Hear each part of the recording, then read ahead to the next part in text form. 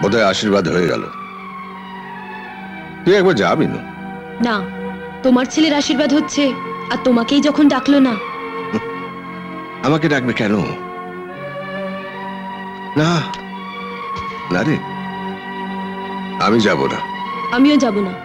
ছোটদাকে তো আর আমি আশীর্বাদ করতে পারবো না। তবু তুই একবার যা মিনু। ওরা বোধহয় এক্ষুনি খেতে বসবে।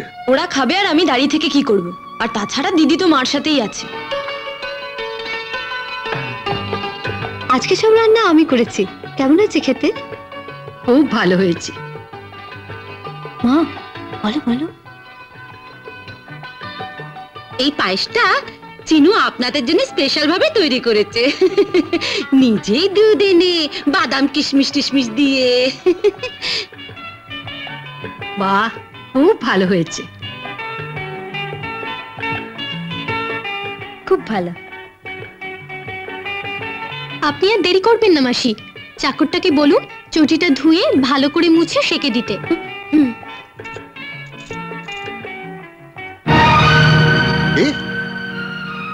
নন্দ ছোট ভাইয়ের বউয়ের জুতো ধুয়ে দেবে? তবে কে ধোবে বলো? চটি কোথায় আছে বলো, আমি ধুয়ে দিচ্ছি। বাবা না বড়দা, তুমি শো। আমি বাড়ির সকলের ছোট, আমি চটিটাকে ধুয়ে খুব ভালো করে আগুনে সেকে দিচ্ছি।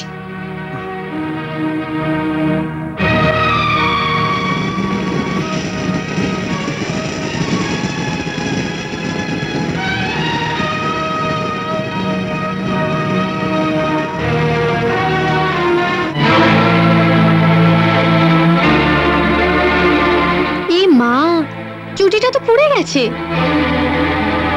এটা তুই কি করলি? কি করব বলো, এতদিন রুটি পাউরুটি সেকেছি, চটি তো কোনোদিন সেকিনি, আজ প্রথম সেকলাম তো তা একটু পুড়ে গেল, ভবিষ্যতে আর কোনোদিন পুড়বে না। আমি বলছি মাসি, আপনি একটা ঝেড় খোঁজ করুন, বিয়ের আগে ওকে এনে সব শিখিয়ে নিন। যদি বলেন আমি ওকে ট্রেনিং দিয়ে যাব। হ্যাঁ হ্যাঁ, তাহলে তো একটা দিন রাত্রির ঝি খুঁজতেই হয়। রাত দিনের ঝি, সেটা অনেক খরচ। তার জন্য তোমায় ভাবতে হবে না, আমি অনেক ভেবেচিন্তে একটা ব্যবস্থা করেছি। ব্যবস্থা? কি ব্যবস্থা করেছো শুনি? আমি শঙ্করের বিয়ের আগেই নন্দর বিয়েটা দিয়ে দেব। নন্দর বিয়ে? তুমি তুমি কি পাগল হয়েছো? না চেঁচিয়ে যা বলছি শোনো। নন্দ তো এ বাড়িতে চাকরের কাজ করে, আর ওর বউ এসে ঝিয়ের কাজ করবে। ঝিয়ের কাজ? না না না না না না, এটা এটা তুমি করো না, এটা অন্যায়। রাখো তো, ন্যায় অন্যায় আমাকে বুঝিও না। আমি সকালবেলায় ঘটক মশাইকে ডেকে এনে সব বুঝিয়ে দিয়েছি। কেন তুমি বুঝতে পারছো না? নন্দ নন্দ তো। তুমি শুধু চুপ করে দেখে যাও আমি কি করি। ঝিয়ের পেছনে খরচা তো হবেই না, আমি ঝিও আনবো, সঙ্গে 30,000 টাকা নগদ, আর সেই সঙ্গে আরো কিছু গয়না এনে আমার বড় লোক ছোট বৌমাকে মনের মতো করে সাজাবো। কিন্তু ওরা যখন জানবে যে নন্দ। যখন জানবে তখন বিয়ে হয়ে যাবে। না না না, এভাবে কাউকে ঠকিয়ে। তুমি চুপ করো তো। তোমার নন্দর আর কোনো গুণ নাই থাক, চোখ ধাঁধানো একটা রূপ আছে, আর আমি ওই রূপ ভাঙিয়ে কিস্তি মাত করব।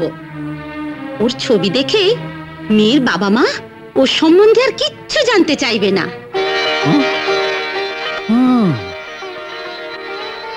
বাহ, এ তো রাজপুতের মতো যারা। হ্যাঁ বলেছিলেন না স্যার, আপনার মেয়ে যতই সুন্দর হোক এমন পাত্র নিয়ে আসবো।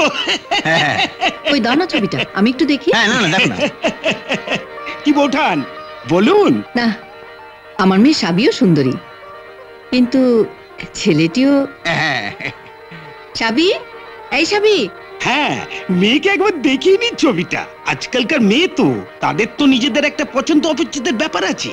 বাবা মার পছন্দ হলেই যে বিয়ে করতে হবে তা তো কোনো মানে নেই। ডাকছিলে মা? হ্যাঁ, কি করছিলি? আজ সোমবার না, শিব ঠাকুরের মাথায় জল ঢালছিলাম। এবার শুধু সোমবার নয়, প্রতিদিনই শিবের মাথায় জল ঢালতে হবে। দেখ তো ছবিটা।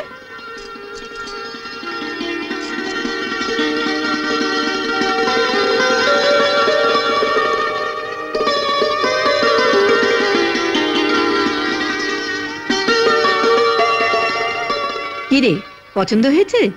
আমি পছন্দ করে কি করব? তোমাদের পছন্দ হলেই হলো।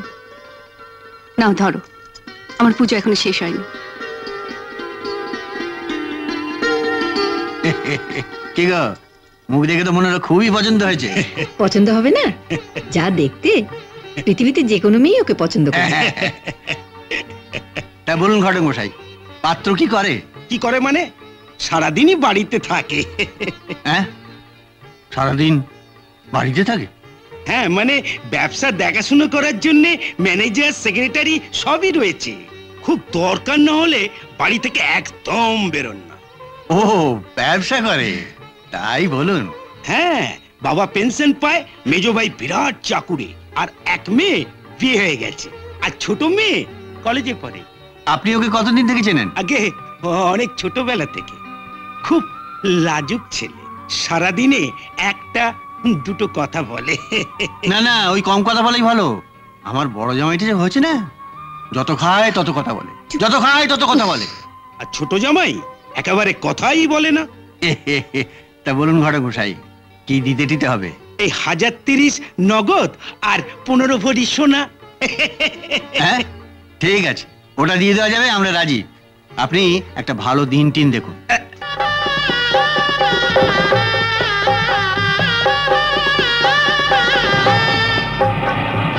এই তো এসে গেছে। দীপক, তুমি যা অ্যাটেন্ড করো, আমি ভেতরে খবরটা দিই। আরে গিনিমাকে খবর দে, বর এসে গেছে।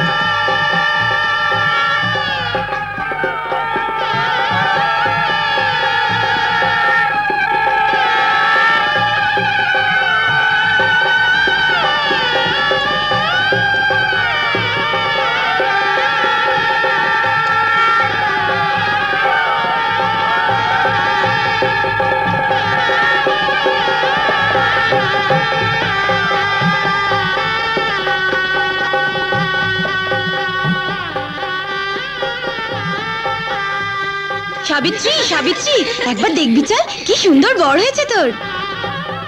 দূর, কেউ যদি দেখে ফেলে? জানলা দিয়ে উকি মেরে দেখবি, কেউ দেখবে না। চল চল না।